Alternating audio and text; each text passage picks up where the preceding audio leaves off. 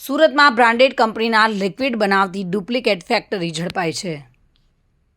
સુરતમાં નકલી માલ મળવાની પરંપરા યથાવત જોવા મળી રહી છે, જેમાં નકલી ચીજ વસ્તુઓ બનાવતી ફેક્ટરી ઝડપાઈ છે. શહેરના સરથાણામાં કંપનીએ પોલીસને સાથે રાખીને દરોડા પાડ્યા હતા.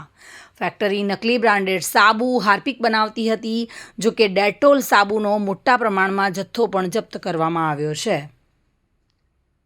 બ્રાન્ડેડ સાબુ, હાર્પિક, લિક્વિડ સહિતની બ્રાન્ડેડ ચીજ વસ્તુઓનું ડુપ્લિકેશન થઈ રહ્યું હતું અને તેમાં નકલી ચીજ વસ્તુઓનું ઉત્પાદન કરતી ફેક્ટરી પર રેડ કરવામાં આવી હતી, જેમાં કંપનીએ પોલીસને સાથે રાખીને છાપો માર્યો હતો.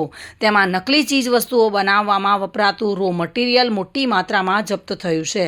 તેમાં બનાવટી ડેટોલ સાબુ, લિક્વિડનો મોટો જથ્થો જપ્ત કરવામાં આવ્યો છે.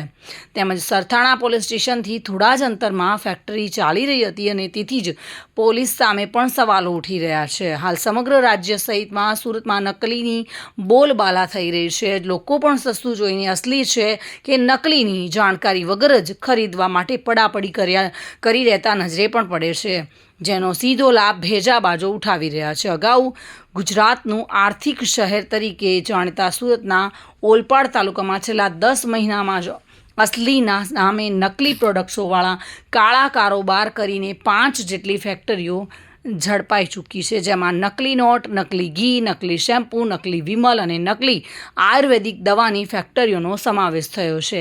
આ 5 ફેક્ટરીમાંથી કુલ 1 કરોડથી વધુનો મુદ્દામાલ જપ્ત કરાયો હતો અને રાજ્યમાં વધી ગયેલા નકલી વેપલાને લઈને સરકારની સંબંધિત વિભાગની એજન્સીઓ કડક હાથે કામ લે તે સમયની માંગ ઉઠી છે. સુનિલ ગાંજાવાલા સાથે bureau report, today Gujarati news.